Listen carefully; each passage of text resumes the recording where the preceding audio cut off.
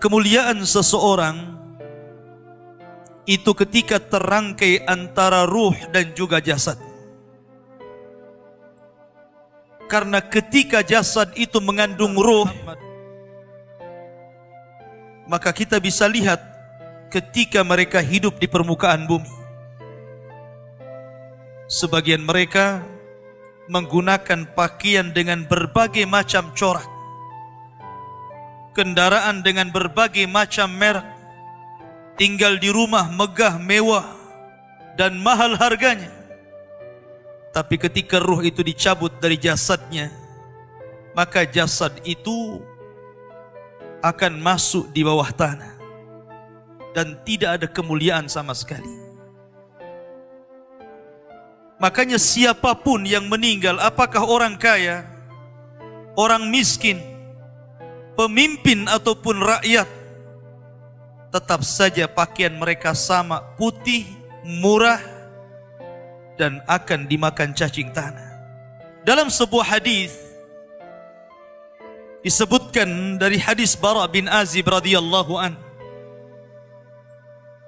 ketika Nabi SAW menunggu di mana sebagian para sahabat sedang menggali kuburan dan sedang dibuatkan lahat, disitulah Nabi SAW memberikan ceramah kepada para sahabat sambil menunggu kuburan itu digali. Kemudian Nabi SAW bercerita tentang bagaimana ruhnya seorang mukmin dan ruhnya seorang kafir apabila dicabut Allah Subhanahu wa taala lewat malakul maut. Kata Nabi SAW, apabila ruh itu dicabut, tabi'ahul basar, maka pandangan akan mengikutinya. Makanya setiap orang yang mati pasti melotot. Disitulah disunnahkan untuk diusap dan ditutup supaya tidak menakutkan orang lain. Dan ruh dicabut itu dari mulut seseorang. Kata Nabi SAW, apabila ruh itu seorang mukmin, maka ruh itu akan dicabut dimulai daripada ujung-ujung jari tangan dan kaki, kemudian pelan-pelan naik sampai ke tenggorokan. Dari situlah kemudian ruh keluar daripada lisannya. Kata Nabi SAW, keluarnya seperti air yang terakhir keluar dari botol. Anda bisa bayangkan, kalau seandainya sedang memegang botol aqua dan itu masih penuh airnya, kemudian kita tuangkan, tentu air itu akan sangat deras keluar.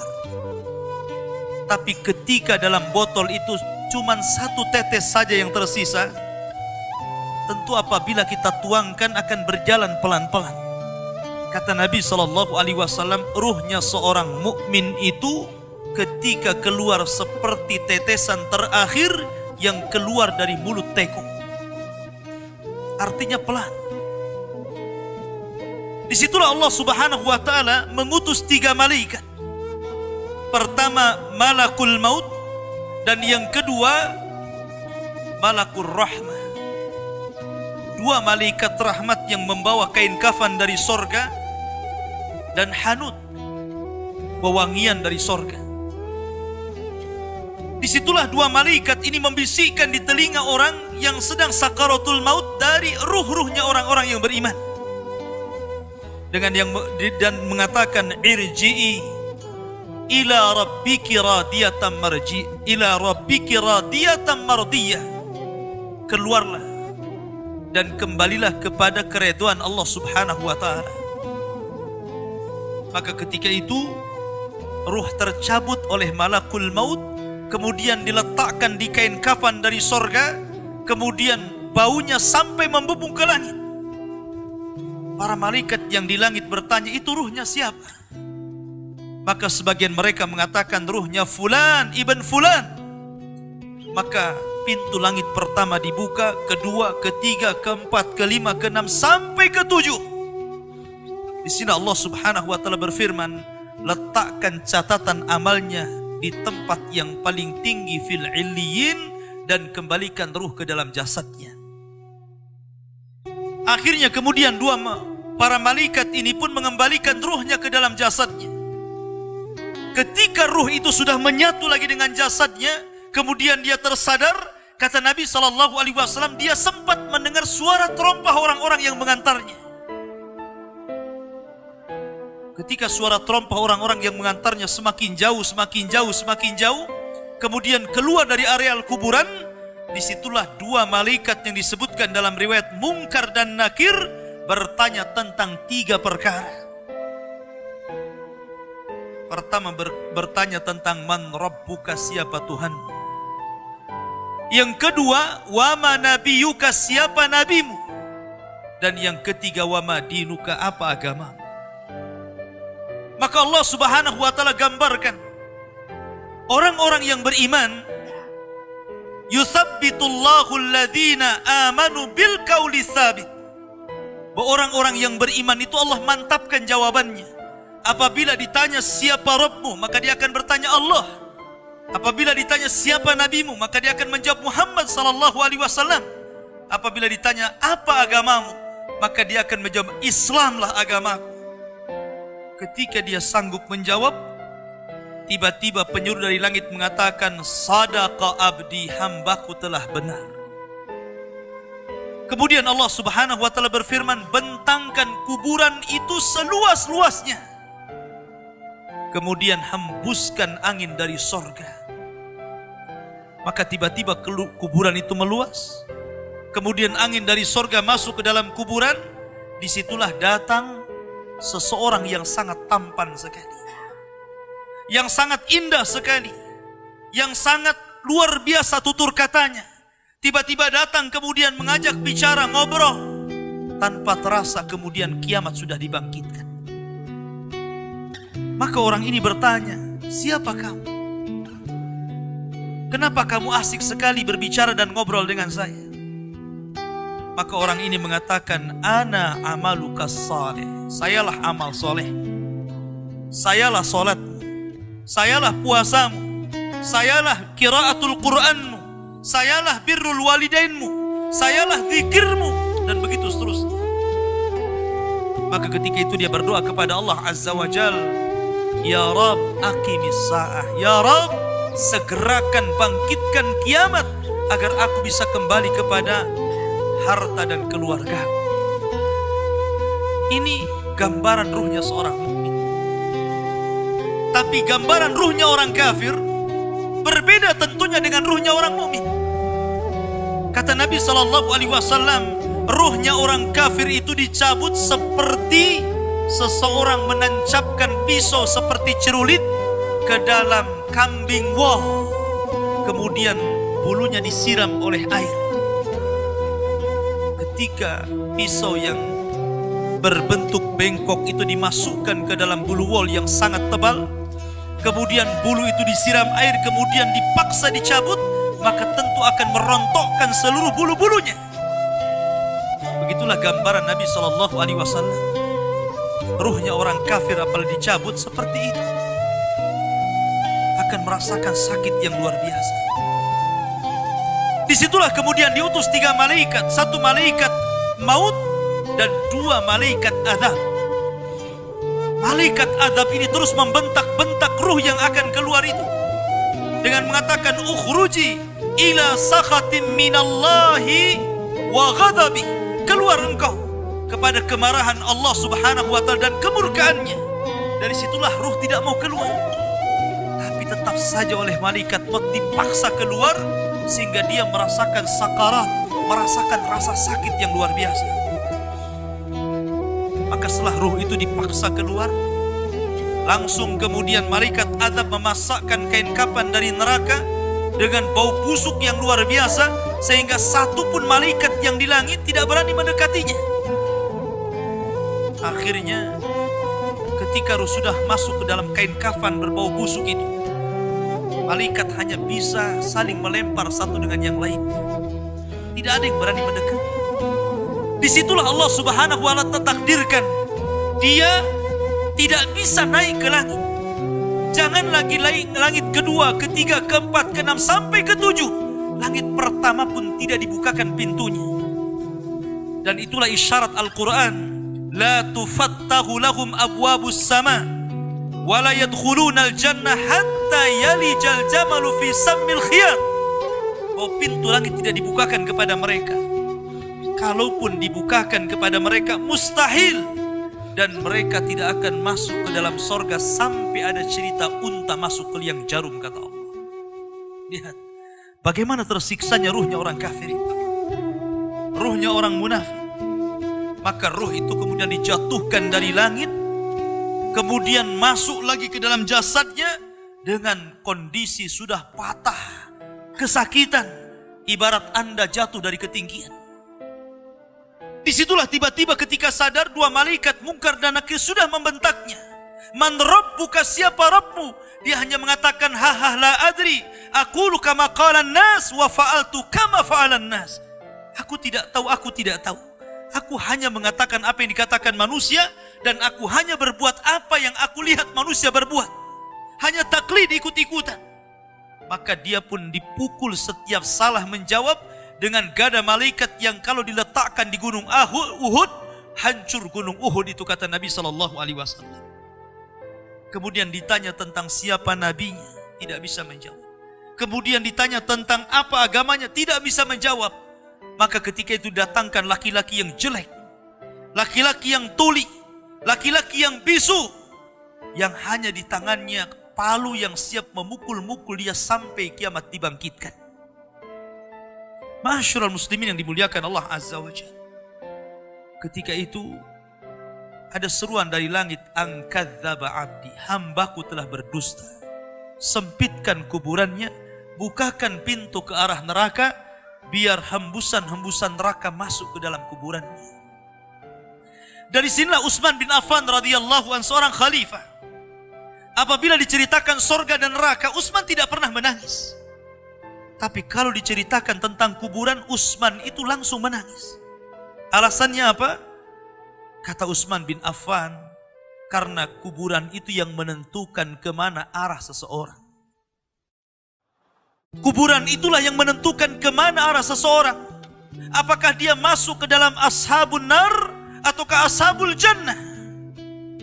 Makanya Umar bin Abdul Aziz rahimahullahu ta'ala, ketika dia ziarah kubur di akhir hayatnya, kemudian dia menangis di kuburan dan dikatakan, wa ma yubki ya khalifah, apa yang membuat Anda menangis wahai khalifah? Kata Umar bin Abdul Aziz, fa ana la adri min ayyi fariqaini ana. Soalnya aku tidak tahu dari kelompok mana saya. Apakah saya kelompok ahlun nar ataukah ahlul jannah? Apakah saya kelompok yang akan dimasukkan ke dalam neraka ataukah saya kelompok yang akan dimasukkan ke dalam sorga? Aku tidak tahu. Dari situlah dia menangis dan menangis orang-orang di sekitarnya. Ma'asyiral muslimin yang dimuliakan Allah Subhanahu wa ta'ala. Oleh karena itulah ada satu tugas untuk mengingatkan kita kepada fitnah kubur yang berujung kepada azab kubur ataupun nikmat kubur.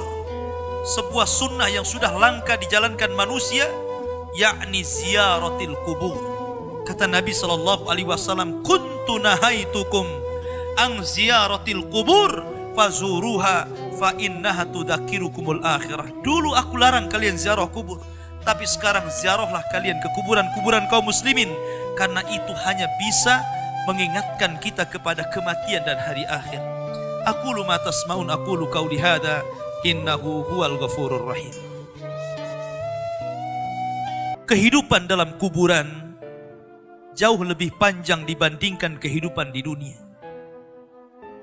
Nabi SAW bersabda, a'maru ummati baina sittina wa sab'in.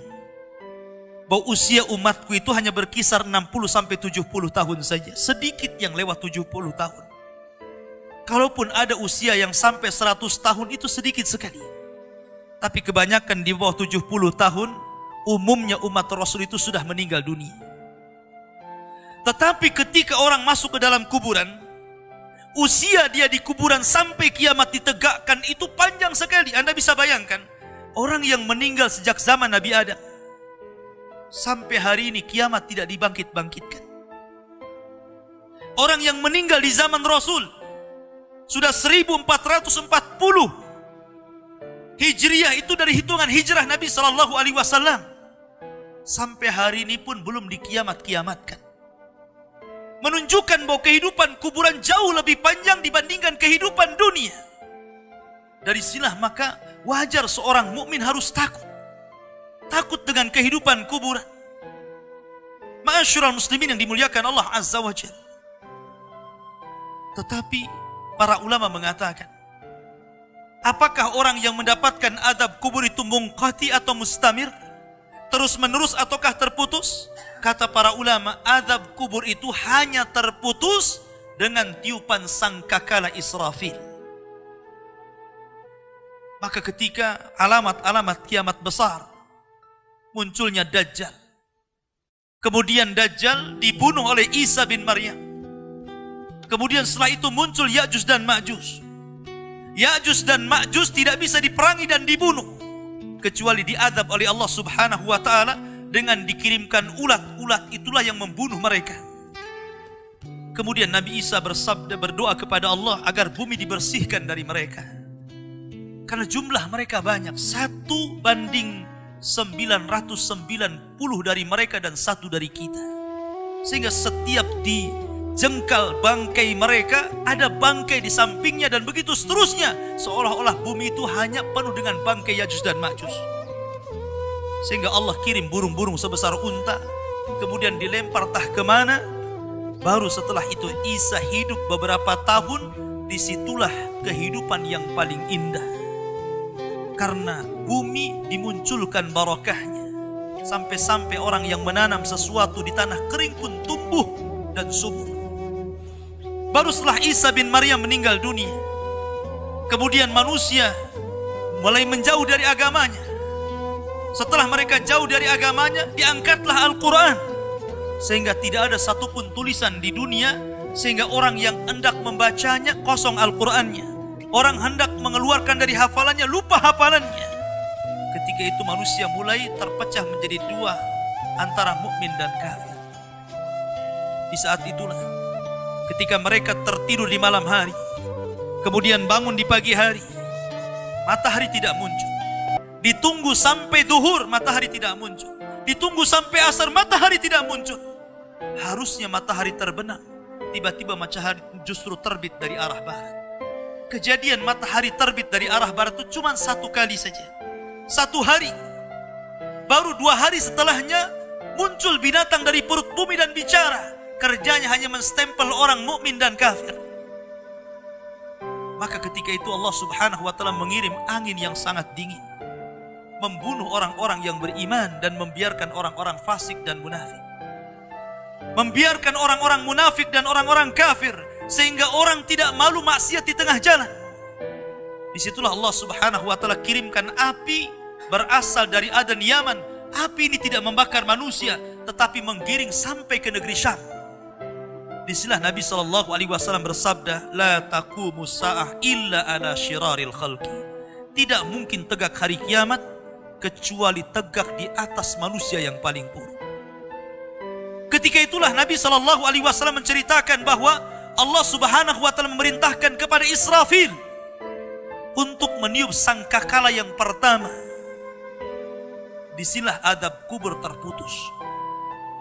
Karena ketika itu seluruh orang mati. Baik orang yang ada di atas bumi atau yang ada di bawah bumi. Baik kalangan jin, baik malaikat, kecuali makhluk-makhluk yang Allah kehendaki saja. Semua hancur. Dan Abu Hurairah radhiyallahu anhu menceritakan kehancuran bumi setelah tiupan sangkakala itu adalah 40. Bisa 40 hari, bisa 40 bulan, bisa 40 tahun. Yang jelas Allah hancurkan bumi ini. Allah luapkan lautan ke daratan. Allah jatuhkan bintang. Allah hancurkan gunung sehingga seperti kapas yang dihempas angin. Itulah yang disebut dengan kehancuran alam atau hari kiamat. Baru setelah kemudian bumi tidak bulat lagi, tapi bumi terhampar. Allah ganti bumi yang kita pijak dengan bumi yang baru. Itulah yang disebut dengan padang mahsyar. Maka disitulah Allah subhanahu wa ta'ala memerintahkan Israfil untuk meniup sangkakala kebangkitan. Yang kedua kalinya Israfil pun kemudian meniup sangkakala. Maka dari situlah manusia keluar dari perut bumi. Wa akhrajatil ardu athqalaha. Allah keluarkan beban-beban beratnya. Disitulah orang-orang yang beriman, ketika mereka muncul dari kuburan, maka mereka akan berkumpul dengan keluarganya. Allah mengatakan, alladzina amanu wattaba'athum dzurriyyatuhum biimanin alhaqna bihim dzurriyyatuhum. Orang-orang yang beriman, kemudian keimanan diikuti oleh keluarganya, oleh istrinya, oleh suaminya, oleh bapaknya, oleh anak-anaknya, oleh cucu-cucunya. Maka ketika mereka dibangkitkan dari kuburan, mereka langsung berkumpul menjadi satu keluarga. Dan itu sebuah ketenangan. Tapi orang-orang di luar daripada beriman, mereka keluar dari perut bumi seperti dua binatang. Pertama Allah contohkan dengan laron yang berterbangan.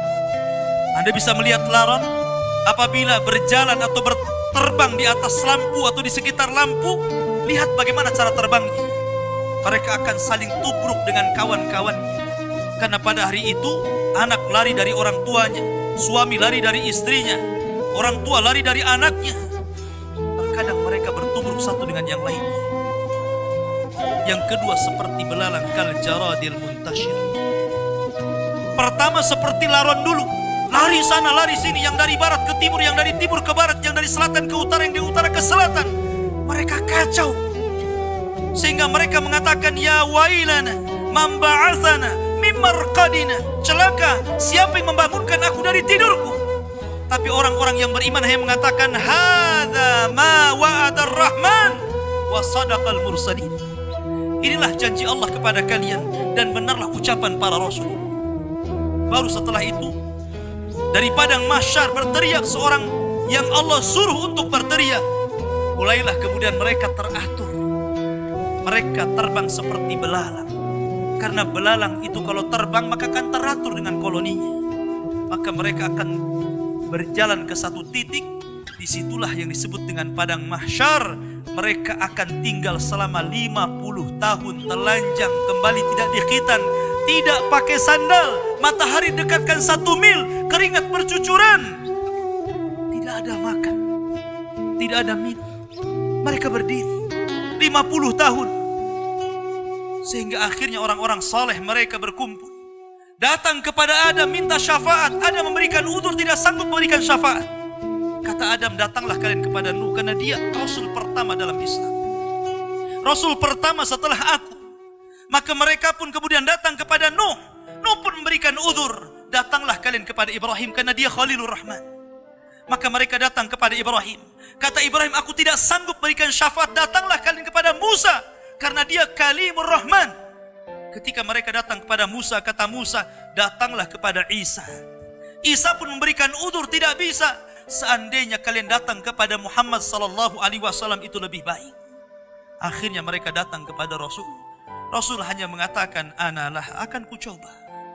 Maka Nabi sallallahu alaihi wasallam menghadap Allah, kemudian sujud di bawah arasy, sampai akhirnya Allah datang dan mengatakan, irfa ra'saka ya Muhammad, sal tu'ta, wasma yusma, wakul yusma, washfa tushaffa.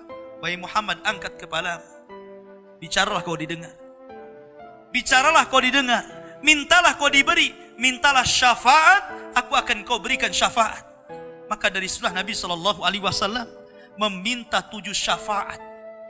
Salah satunya, ya Allah, selamatkan orang-orang yang mengucapkan kalimat la ilaha illallah. Selamatkan orang yang mengucapkan kalimat la ilaha illallah. Walaupun mereka sudah gosong, sudah menjadi abu di neraka, tapi mereka tetap bisa keluar dari neraka dengan kalimat itu. Ma'asyiral muslimin yang dimuliakan Allah, baru manusia kemudian berkelompok-kelompok ketika itu. Inilah yang disebut dengan al-iman bil yaumil akhir. Keimanan kita dengan hari akhir. Maka kita berdoa kepada Allah subhanahu wa ta'ala Mudah-mudahan Allah Subhanahu wa ta'ala menyelamatkan kita dari fitnah kubur. Oleh karena itulah maka ada amalan-amalan disebutkan para ulama. Salah satunya berdoa dalam sholat. Ketika tasyahud akhir, sebelum salam, kita disuruh untuk berdoa dan berlindung dari 4 perkara. Salah satunya dari fitnah kubur. Karena fitnah kubur inilah yang menentukan apakah Anda masuk adab kubur ataukah masuk nikmat kubur. Fitnah itu artinya pertanyaan 2 malaikat. Dan pertanyaan itu jawabannya bukan karena hafalan. Anda di dunia ditanya siapa Tuhan Anda, pasti Anda mengatakan Allah. Siapa Nabi Anda, pasti akan mengatakan Muhammad Nabi saya. Apa agama Anda, pasti menjawab Islam. Tapi jawaban di kuburan bukan hafalan. Tapi jawaban itu adalah amalan yang membimbing kita. Yang mampu menjawab itu amalannya. Solat kita yang mampu menjawab. Puasa kita, baca Quran kita, zakat kita, birrul walidain kita, itulah yang akan menjawab. Karena hanya orang-orang yang beriman yang mantap jawabannya. Tapi orang munafik sekalipun sangat hafal di dunia, belum tentu dia sanggup mengucapkannya, sama seperti mengucapkan kalimat la ilaha illallah detik-detik sakaratul maut. Kita lihat. Mengucapkan kalimat la ilaha illallah itu mudah. Tapi bagi orang-orang yang sedang sakaratul maut, kalimat itu susah diucapkan. Walaupun hanya itu saja kalimat yang sanggup diucapkan oleh orang yang sedang sakaratul maut, tetapi belum tentu orang bisa mengucapkannya. Karena bukan hafalan. Yang mengucapkan kalimat itu bukan hafalan, tetapi amalan dialah. Makanya para ulama mengatakan salah satu alamat husnul khatimah ketika dia bisa mengucapkan kalimat itu, karena Nabi SAW mencontohkan ketika detik-detik sakaratul maut, Nabi SAW mengatakan la ilaha illallah wa innal mauta la sakarat. La ilaha illallah, sesungguhnya kematian itu sangat menyakitkan. Kalau Nabi SAW saja sakit ketika meninggal, tentu di luar Nabi SAW lebih sakit lagi. Tapi ingat, sakitnya seorang yang beriman ketika ruh dicabut itu awal merontokkan dosa-dosanya. Tetapi sakitnya orang-orang kafir ketika dicabut itu awal dari azab dia sebelum masuk kuburan dan sebelum masuk ke dalam neraka. Ma'asyiral muslimin. Oleh karena itulah maka jadikan dunia ini senjata. Dan senjata yang paling baik adalah doa. Jadikan dunia ini penjara. Karena memang kita masih di penjara. Anda tidak boleh meninggalkan sholat, masih tidak boleh. Kita masih harus tetap sholat, zakat, puasa, haji, berbuat baik. Jadikan dunia ini penjara. Karena Rasul yang mengatakan, ad-dunya sijnul mu'min. Dunia ini penjara bagi orang-orang yang beriman. Kita harus terpenjara dengan ibadah. Tetapi orang-orang kafir itu sorga. Bagi mereka tidak sholat, tidak puasa, tidak zakat, itu sorga bagi mereka. Tapi orang-orang yang beriman, walaupun sesenang apapun Anda diberikan harta yang banyak sekalipun, tetap saja kewajiban sholat tidak boleh ditinggalkan. Tetap saja kewajiban zakat tidak ditinggalkan. Tetap saja kewajiban haji tidak boleh ditinggalkan. Walaupun Anda sudah jadi presiden sekali. Karena dunia ini penjara bagi orang-orang yang beriman. Sebab kalau orang sudah mati, tidak ada perbedaan apakah Anda presiden, menteri, rakyat, orang kaya, orang biasa, sama di kuburan itu. Dan tidak bisa dibanggakan kecuali amalannya. Innallaha wa malaikatahu yusalluna 'alan nabi. Ya ayyuhalladzina amanu sallu 'alaihi wa sallimu taslima. Marilah kita banyak-banyak berselawat kepada Nabi sallallahu alaihi wasallam di hari Jumat ini. Allahumma salli ala Muhammad wa ala alihi wa sahbihi wa man sara ala nahjihi ila yaumiddin. Allahumma ighfir lil muslimina wal muslimat wal mu'minina wal mu'minat al ahya'i minhum wal amwat innahu qaribu mujibu da'wah ya qadiyal hajat. Allahumma arinal haqqa haqqa warzuqna ittiba'ah wa arinal batila batila warzuqna istinabah. Allahumma nas'alukal jannah wa ma qarraba ilaiha min qawli wa amal wa na'udzubika min sakhatika wan nar. Allahumma aslih wulata umuril muslimin. Allahumma aslih wulata umuril muslimin. Allahumma aslih wulata umuril muslimin. Allahumma izzal islam wal muslimin wa adilla syirka wal kafarata wal munafikin. Allahumma nas'aluka khaira ajilih wa ajilih ma alimna minhu wa ma lam na'lam. Rabbana la tuzigh qulubana ba'da idh hadaitana wa hab lana min ladunka rahmatan innaka antal wahhab.